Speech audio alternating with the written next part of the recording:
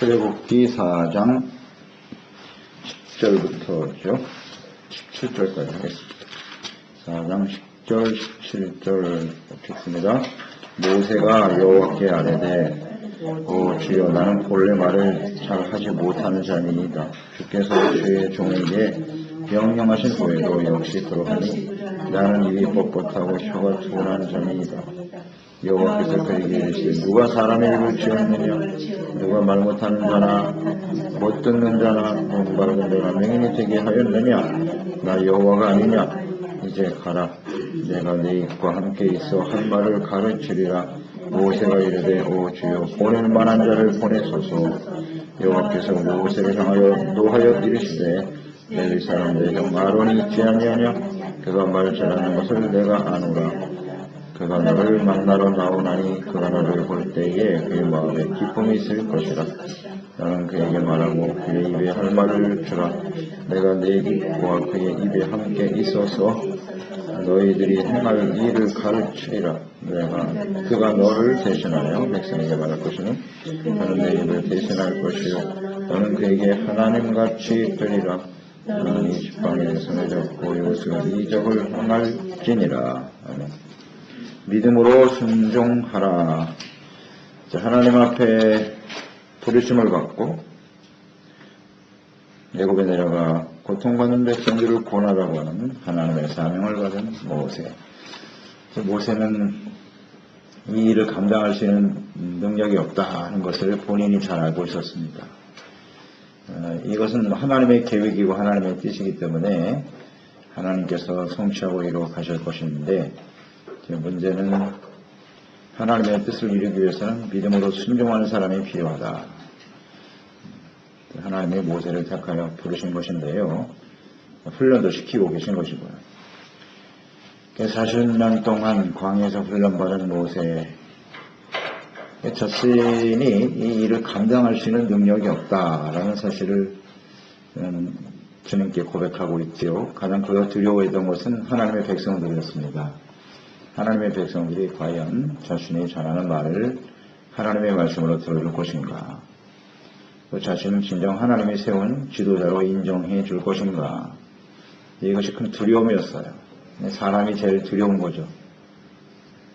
그 거부했던 그 사람들에 대한 두려움이 아직도 남아있네요. 그랬을 때 이제 하나님께서 지팡이, 문둥병이 걸렸다가 회복되는 그런 기적을 보여주시면서 하나님께서 이 모든 일을 행하실 것이다. 너의 능력으로 하는 것이 아니고 하나님의 능력으로 구원은 이루어지는 거야. 가르쳐주셨죠? 구원은 믿음으로 이루어가는 것이다. 깨우쳐 주셨습니다. 하지만 이 모세는 아직도 자신이 이 일에 적합한 사람이 아니라고 변명하고 있네요. 핑계를 대고 있죠?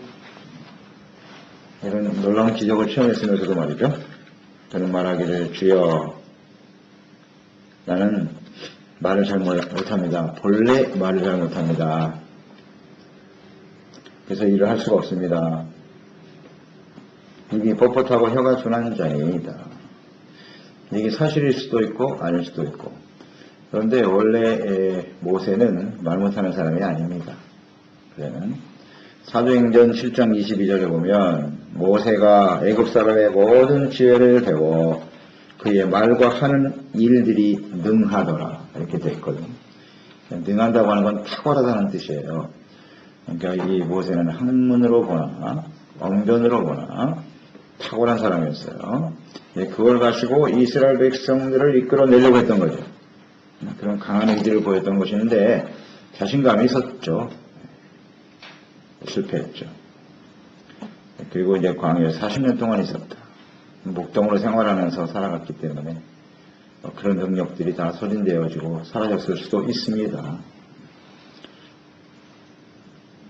그런데 이 모세의 이 말을 보면 겸손한 모습도 있지만 아직도 주저하고 있는 주저함이 있네요. 내가 이 일을 감당할 수 없습니다. 저 핑계를 대는 것처럼 보이죠? 그에 대해서 하나님은 또 말씀하세요. 하나님 참 인내심이 많으세요. 누가 사람의 입을 지었느뇨? 하나님께서 하셨다라는 거죠. 보게 하는 거, 맹인이 되게 하는 거, 벙어리가 되고 말하게 하는 거 누가 하시느뇨? 하나님이 하시지 않냐냐? 하나님이 하시는 일인데 하나님은 벙어리도 입을 열어 말할 수 있게 하시는 분이고 소경도 열어 볼 수 있게 하시는 분이 하나님 아니시냐?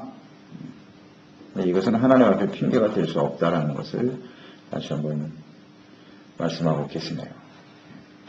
내가 하는 게 아니라 하나님이 하시는 거야. 좀 깨우치라고 주님께서 강력하게 말씀을 하시네요. 자, 그렇다면 말 잘하는 사람을 내가 세울 것이다 라는 말까지도 하시네요. 이제 가라 내 입과 내가 함께 있어서 할 말을 가르치리라. 하나님이 가르쳐 주신대요. 할 말을. 이 정도까지 주님께서 배려하시고 깨우쳐 주시는데요. 그러니까 하나님 앞에 이 사명을 받고 부르심을 받은 사람들은 항상 생각해야 돼요. 자신의 힘으로 하는 것이 아니고 하나님께서 가르쳐 주시는 대로 잘 배워서 그 가르쳐 주시는 말씀을 그대로 전달하기만 하면 되는 것입니다. 그게 중요해요. 가르쳐 주신대 하나님께서 하는 말을. 우리가 주의 일을 한다라고 하는 것은 이처럼 하나님 앞에 분명히 소명의식이 있고 그 모든 일을 주관하시는 분이 하나님이라는 확신을 가지고 있어야 돼요. 일단 가르쳐 주신다고 그랬으니까 잘 듣고 배우면 되겠죠. 하나님의 말씀에 귀를 기울이고 배우고 그대로 전달하기만 하면 되는 것이다. 이게 사명자예요. 우리가 무슨 사명을 받고 교회 안에서는 직임을 받는다든지 했을 때 굉장히 두려워하는 자세가 있죠. 이 모세처럼 겸손한 모습으로 사용하는 모습들을 자주 접하게 되는데요. 그러니까 내가 하는 것이 아니라 하나님이 하신다는 사실을 항상 잊지 말아야겠어요. 그대로 주님이 가르쳐 주신 대로만 하면 된다. 정말 절대적인 것 같아요. 죄종이 돼서 말씀을 가르치는 일도 마찬가지죠. 소명의식이 없는 사람은 또 하나님이 하시는 일이라는 것을 깨닫지 못하면 자신의 능력으로 하려고 애를 쓰는데요. 그리고 실패가 되고 마는 거죠. 우리가 할 수 있는 일은 하나님의 앞에 가르침을 받아 깨닫고 전달하기만 하면 되는 것입니다. 이렇게까지 더 말씀하셨는데 13절 모세가 이르되 주여 보낼 만한 사람을 보내소서. 계속 거부하고 있네요. 자신은 못하겠다고.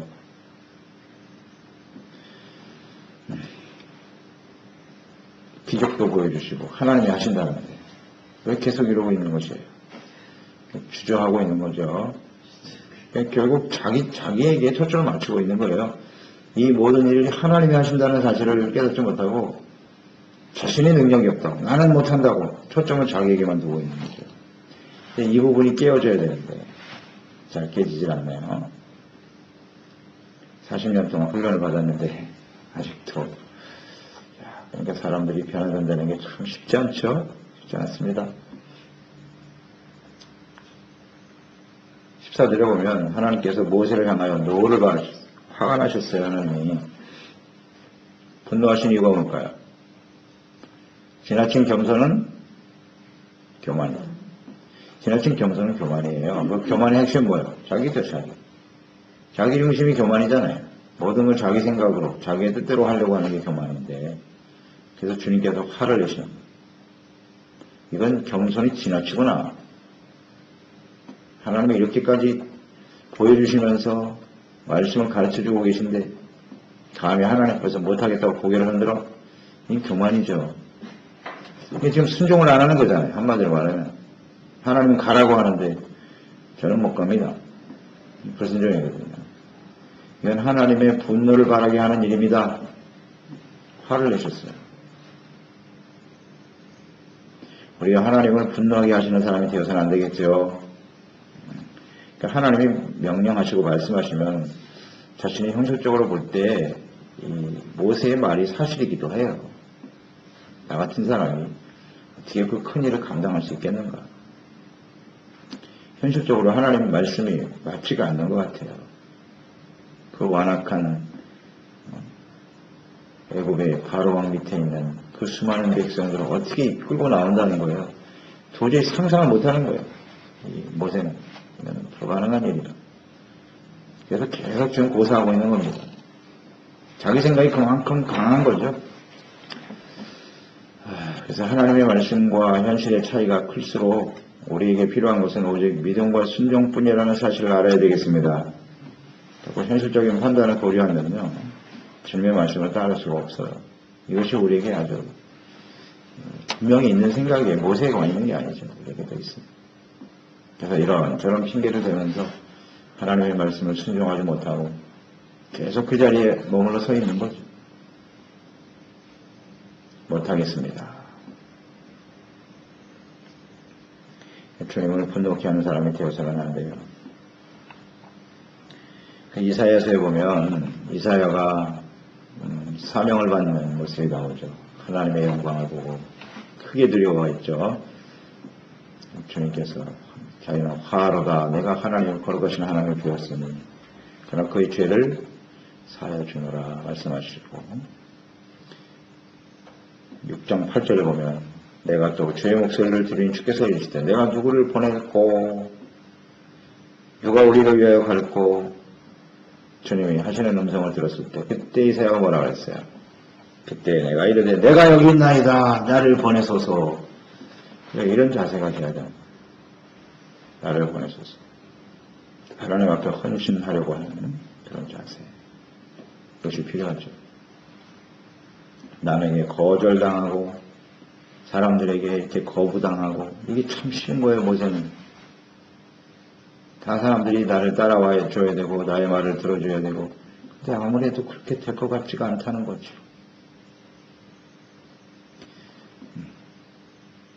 그래서 싫다.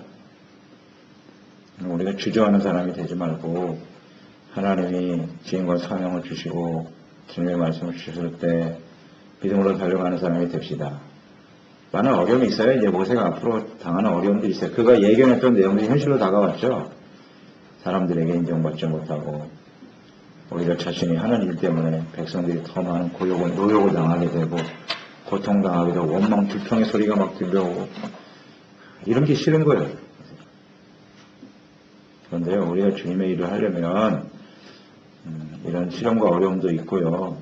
때로는 불평과 원망의 소리를 들을 때도 있고요. 인정받지 못하고 거부하는 그런 사람들의 소리도 들을 수 있어요. 그런데 그게 싫어서 나는 더 이상 안 하겠다. 그러면 안 돼요. 하나님의 일을 미리 진행이 안 되는 거예요. 하나님의 역사가 이루어지지 않아요. 그것도 주님의 뜻을 이루는 과정이다 생각하고 묵묵히 순종하는 사람이 됩시다. 모세의 모습이 우리 모습 아니에요. 바로 나의 모습이라고. 그런 게 싫어서 안 하겠다는 거죠.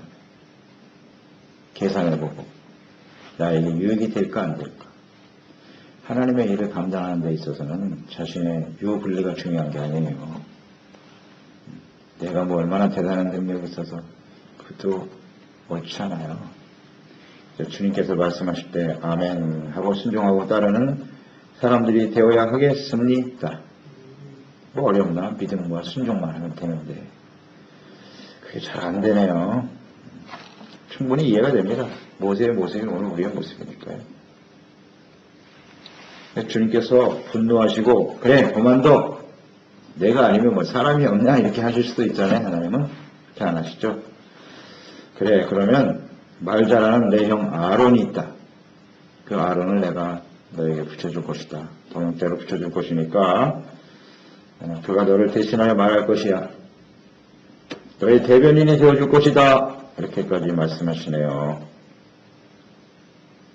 하나님은 택하여 부르신 자들을 끝까지 사랑하시고 끝까지 사랑하세요. 그리고 그를 사용하셔서 하나님의 뜻을 이루기를 간절히 원하고 계시네요.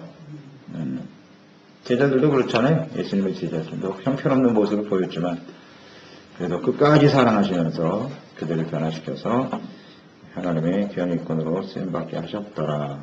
이게 하나님 앞에 부르심을 받고 사명을 받은 하나님의 일꾼이 된다는 건 참으로 영광스러운 일이에요. 영광스러운 일입니다. 그러니까 하나님은 절대 포기하지 않으십니다. 포기하지 않으신다는 거예요. 그러니까 우리는 빨리 순종을 하는 것이 가장 좋은 방법이에요. 이렇게까지 배려하시는 그 하나님의 사랑을 우리는 느낄 수가 있죠. 겸손히 너무 지나치면 안 돼요. 너는 그에게 말을 할 것이고 그에게 할 말을 내가 줄 것이야. 그러니까 내가 말하는 게 아니라니까. 내가 가르쳐서 할 말을 그대로 전해줄 테니까 너는 그것만 하면 돼. 그것도 못하겠느냐. 사실 뭐 말할 줄 몰라서가 아니에요. 지금 모세는 그게 아니라고요. 실제의 마음은 이 일을 하기 싫은 거예요. 하기 싫은 거예요. 말까지도 넣어주시고 가르쳐주고 아론이 대신 말할 것이다.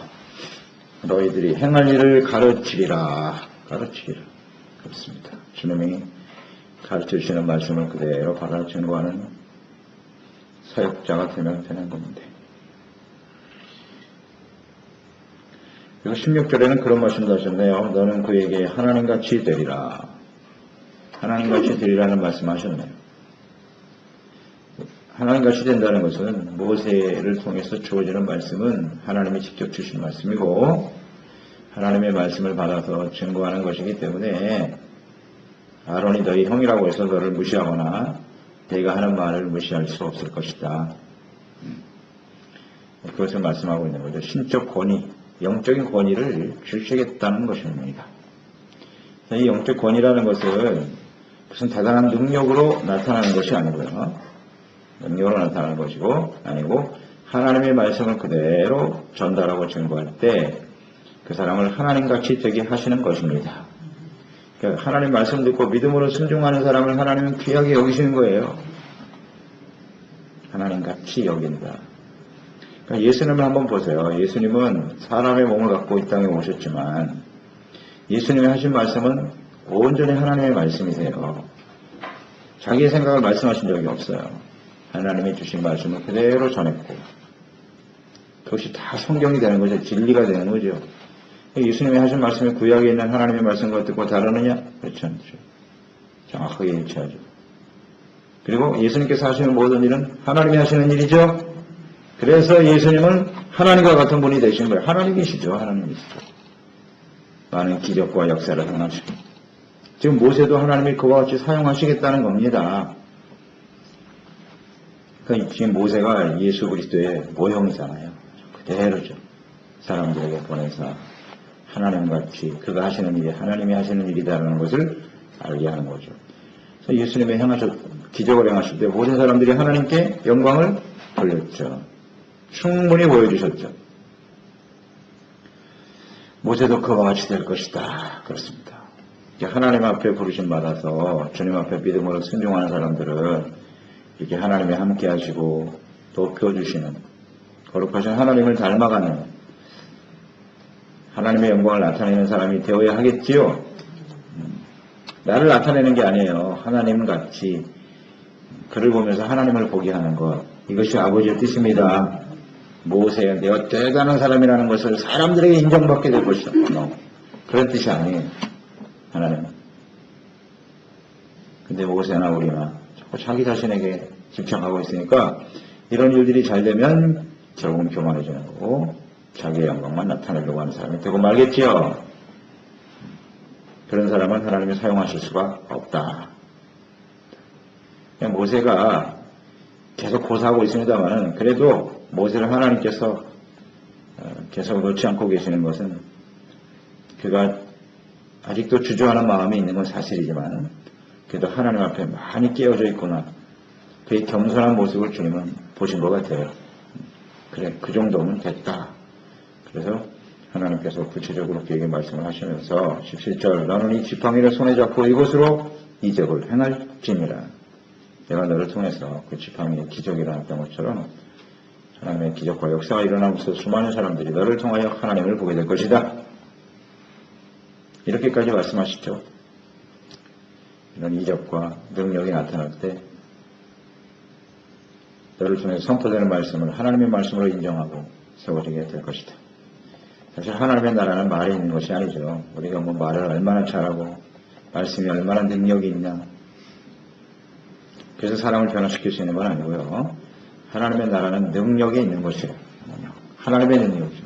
하나님의 능력이 나타나고 하나님의 권위가 나타나고, 근데 그 능력의 초점은 절대 내가 아니라는 사실 잊지 마십시다. 내가 아닙니다. 자꾸 내가 대단한 사람인 것처럼 여기려고 하는데 그렇지 않아요. 이를 버리고 우리 하나님의 말씀만이 능력이다 확신하면서, 필요한 것은 믿음과 순종입니다. 믿음과 순종. 아직도 주저하고 있지는 않나요? 우리가 온전한 믿음으로 순종하여 하나님께 쓰임받는 그 순종의 결과는 뭐냐? 많은 사람이 구원받는 거예요. 하나님의 나라가 이루어지는 거예요. 그것 때문에 순종하는 거예요. 자기 희생이 있어야 되고 많은 희생의 대가를 지불해야 되겠지만 그래도 그 결과가 너무나 소중합니다.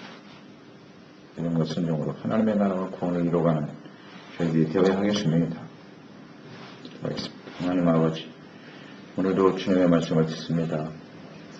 하나님의 말씀을 듣고 사명이 무엇인지를 깨달은